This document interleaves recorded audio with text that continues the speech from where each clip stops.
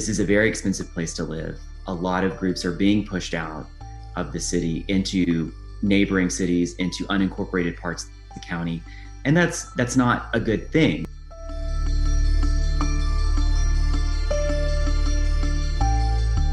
I understand that folks need places to live, but I understand that people have invested in their homes and they have a reason to expect the city to help them preserve those homes.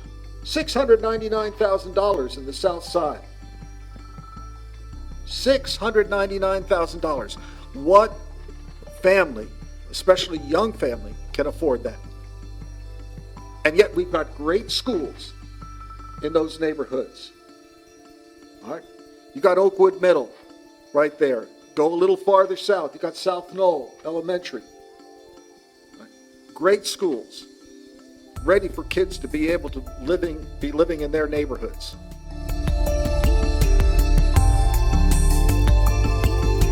ROO is a residential occupancy overlay. Each individual phase of your development would have to get organized, would have to want it in the first place, and get organized to seek it. Now, what it does is it limits the occupancy of a house to 2 unrelated people.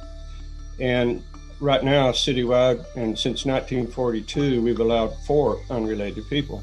Young families with young children are the challenge, preserving at least a little bit of our city where that they can buy and trust that they can stay there for 10 years and their street will still remain a comfortable and affordable place for the family. With any sort of regulation, you have to be careful with what else gets caught up in that. Yes, we are in a town with 65,000 plus students, but we have multiple socioeconomic levels, not even talking about what Corona or COVID has done, the home setting, the work setting.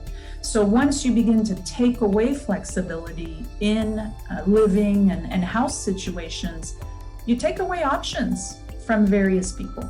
And that needs to be addressed and looked at. This has always been an eclectic place. It's always been a place where people were welcome, had a strong international presence, and it's a very transient community. There's a lot of people who live here temporarily, and they just have different housing needs.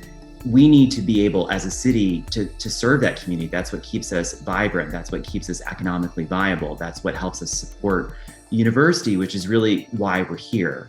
So I think it's a terrible idea. I think it's bad policy. And I think at its very root, it's frankly discriminatory. I would lose the house if I weren't able to rent the rooms. It's not hurting the wealthy people that can afford, okay, well, it's gonna suck, but we'll pay that $1,200 a month for the rent. Well, what's the person that can't afford more than $500 gonna do? What are they gonna do?